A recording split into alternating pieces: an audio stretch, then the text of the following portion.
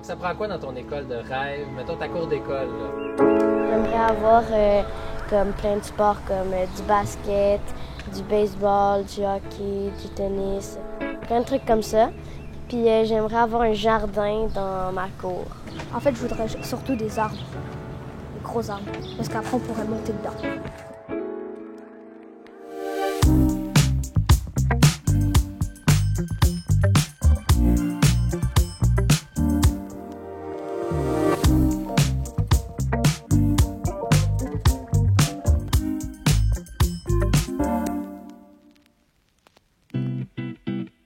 L'école Antoine de Saint-Exupéry est une école désignée en difficulté de comportement pour le centre de service des Rives-du-Saguenay, c'est-à-dire qu'il accueille à peu près une trentaine de jeunes là, qui ont besoin d'un contexte qui est chaleureux, la cuisine, le salon, on discute, on a des coins pour échanger, partager. Donc, c'est des besoins là, physiques qui sont un peu différents. Notre école est située là, vraiment sur un boulevard très passant, 4 voies, sur un terrain en pente, donc qui est limité par le boulevard d'un côté et un quartier résidentiel de l'autre côté. On a quand même évalué si c'était possible d'agrandir cet espace-là. C'était la sécurité qui est quand même un enjeu majeur où on était situé. Et il y avait une école ici à Marguerite-Douville qui est située tout près. En fait, qui est une école qui a plus d'élèves là, de niveau primaire à l'intérieur. Donc, c'était une belle occasion là, de déménager. Tout près à proximité, là, des terrains de soccer, basket, baseball, piscine, une patinoire l'hiver. Donc, tout notre volet sportif qui est en plus très développé chez nous, là, je veux dire, ça répondait vraiment à tous nos besoins.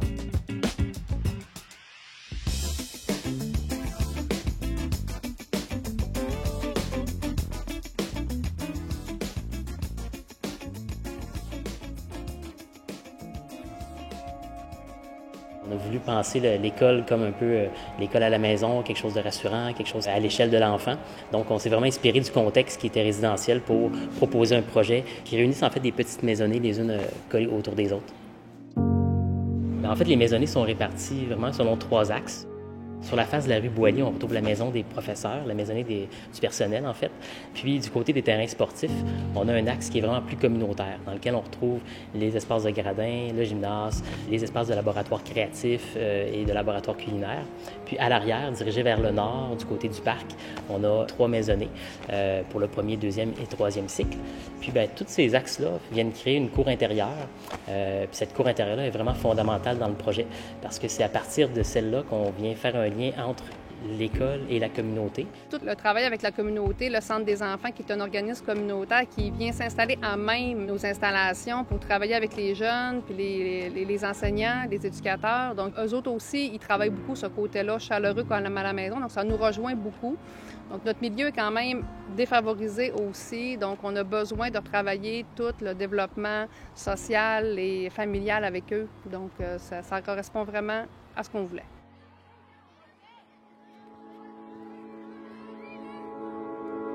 Bien, pour moi, une école en 2020, c'est une école où est-ce que c'est pas l'élève qu'il faut qu'il s'adapte à l'école. C'est vraiment l'école qui s'adapte à l'élève. Aujourd'hui, là, on sait avec la technologie, la robotique, maintenant on parle aussi le culinaire, on parle des saines habitudes de vie. Une école tournée vers l'avenir, bien, c'est une école qui va être capable d'offrir ces aspects-là. Quand je vous parle de cuisine, c'est qu'on va pouvoir faire de la pédagogie aussi, parce qu'on parle du multidisciplinaire.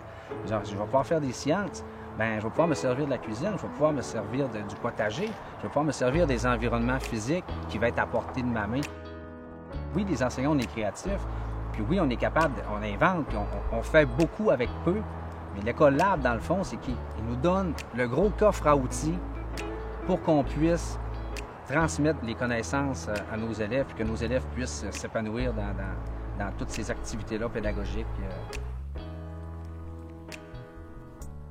Il y a un côté très nordique à l'architecture qu'on propose.